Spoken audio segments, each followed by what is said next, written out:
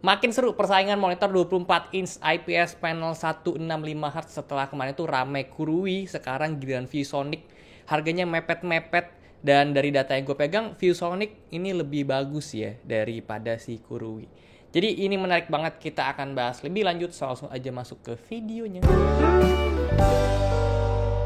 Tech Manis, teknologi masa kini. Halo semuanya, gue Okto, balik lagi channel Tech Manis. Jadi ini monitor 165Hz yang punya harga termasuk murah ya dari ViewSonic. Namanya Omni VX2479 HD Pro. Cara desain ini nggak ada yang spesial, 3-side bezel-less, warna hitam semuanya. Kakinya sih lumayan bagus ya, tapi cuma bisa tilting aja.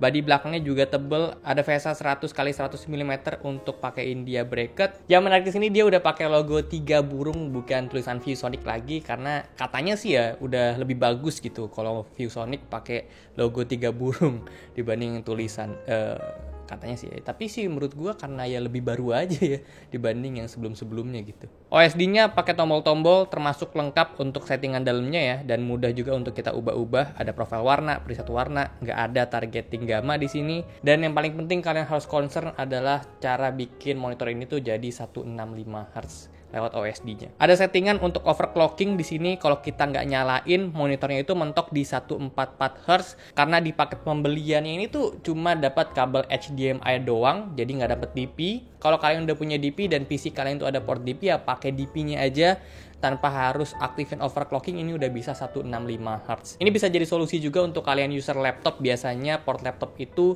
HDMI aja, nggak ada DP-nya, dan biasanya ya mentoknya di 144Hz. Dengan monitor ini kita overclock bisa di 165Hz. Anyway, untuk port di monitor ini ada 2 HDMI 1.4 dan ada 1 DP.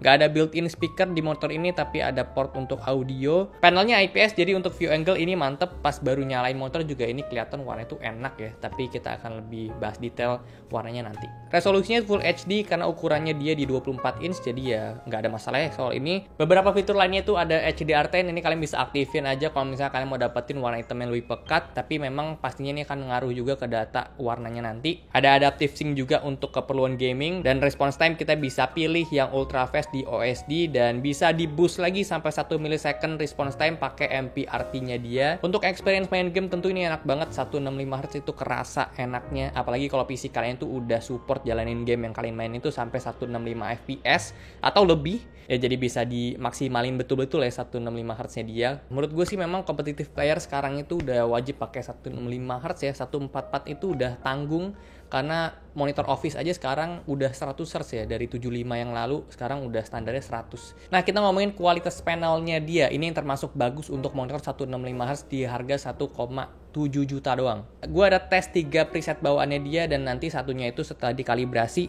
Yang pertama itu ada di default, kita bisa dapetin warna putih yang sebetulnya nggak terlalu akurat banget ya, di 7,42 ya untuk white point-nya dia. Dan untuk average akurasi warna itu ada di 2,44 delta I, ini lumayan bagus sebetulnya. Dan untuk gamanya di sini dia cuma targetin di 2 aja, dan kita nggak bisa ganti di OSD. Jadi nanti kita akan gantinya itu kita targetin setelah dikalibrasi. Untuk preset warna cool di sini white point-nya lebih bagus ya, di 2,29.